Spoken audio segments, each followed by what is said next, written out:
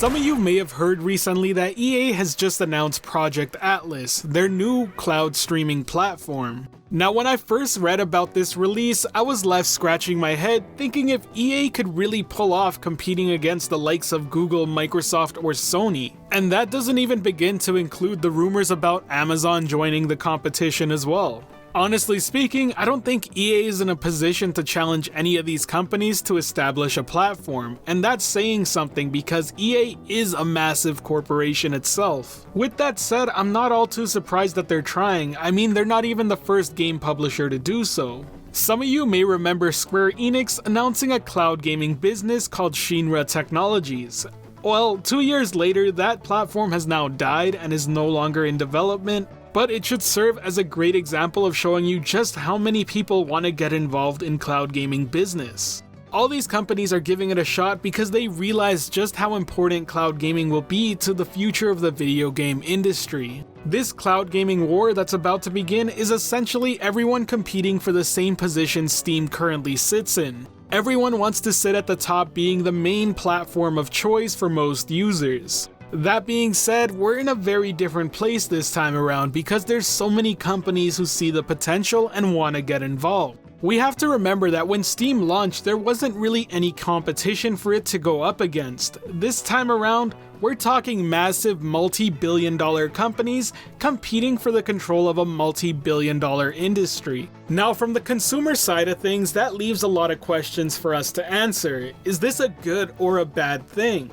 One argument you'll always see being tossed around is that it'll fragment the marketplace and make it very annoying to access different games, as you'll need to use different platforms to do so. Not only that, but we also don't know how the services will work themselves. Will it be free to play online like it is with Stadia, or will you have to pay like Xbox Live? Will you be able to use their game servers for free like it is with Stadia Base, or does it require a membership cost kind of like Stadia Pro? Are games going to be sold separately, or will they be included in a monthly cost as well? And when it comes to a company like EA, does that mean their games are only going to be available on Project Atlas, or will they be available on other streaming services as well? All that is currently up in the air, and frankly speaking, as a consumer, I'm not looking forward to having to manage multiple subscriptions all over the place. With that said, there's always the flip side to this conversation. Having more businesses trying to earn your dollar only means better and more competitive prices for the end consumer. It means none of them can just sit safely thinking that they're so far ahead without having to worry about the other competition adding that big new feature.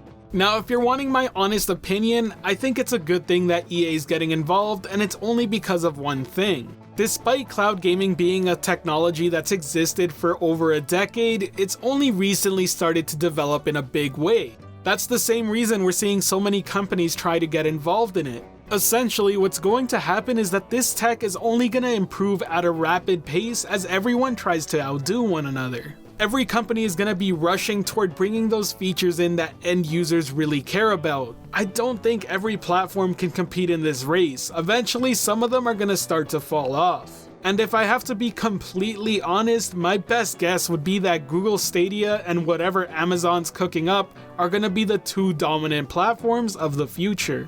Now, why is that? Well, both of those companies not only have much more money than most of the others on this list, but they have the network infrastructure to support this sort of thing.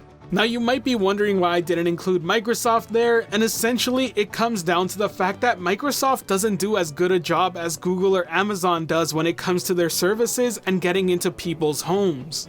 A perfect example of this are smart appliances, Amazon Alexa, Google Home, and Microsoft Cortana?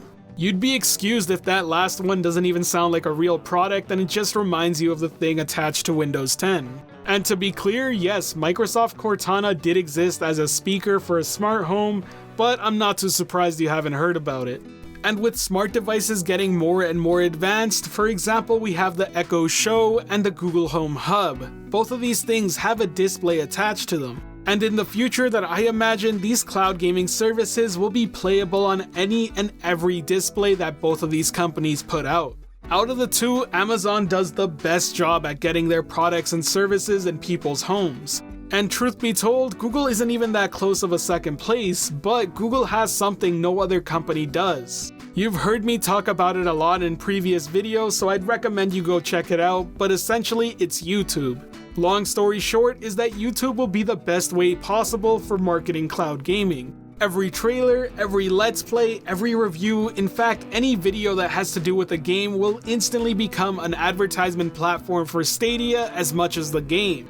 Now, to be very fair, Amazon does own Twitch.tv, and for the gaming community that is a big deal. But the actual reach of YouTube.com far surpasses Twitch.tv.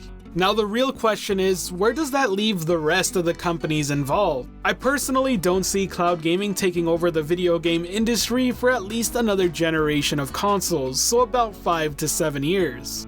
And if you're in Microsoft or Sony's position, I really hope that they're gonna do their best job at trying to convince their loyal customers and fan base to stick to their platform, because that's the major advantage they have over the other companies now starting to get involved. Both companies have already made heavy investments for their cloud solutions, getting ready for that cloud gaming future. For example, Sony bought most of what was left of OnLive and Gaikai and implemented it into PlayStation Now. Now, from my personal experience with PlayStation Now, I do feel like they're the furthest behind, but I've yet to try Project xCloud. Now, I grew up on PlayStation, in fact it's my platform of choice, but I can't deny the fact that I feel like they have the most to catch up on despite their purchases of Gaikai and OnLive patents. But if there's one thing I've learned in life, it's to never count anyone out too early.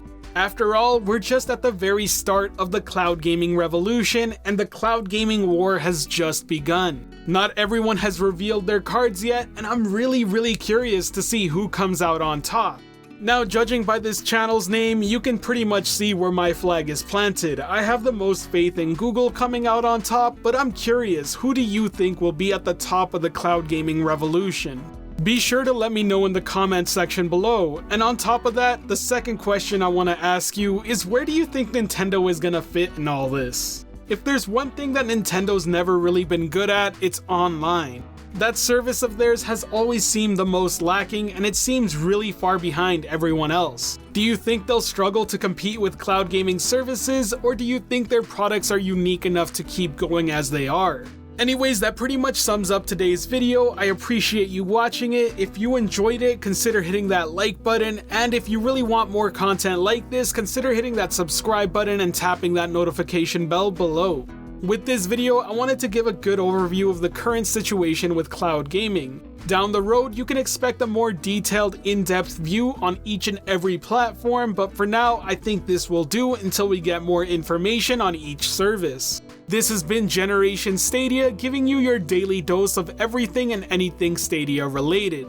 I hope to see you all join the Gen S family. Be sure to check out the Discord server link in the description. Other than that, until next time, I'll catch you in the clouds. Peace.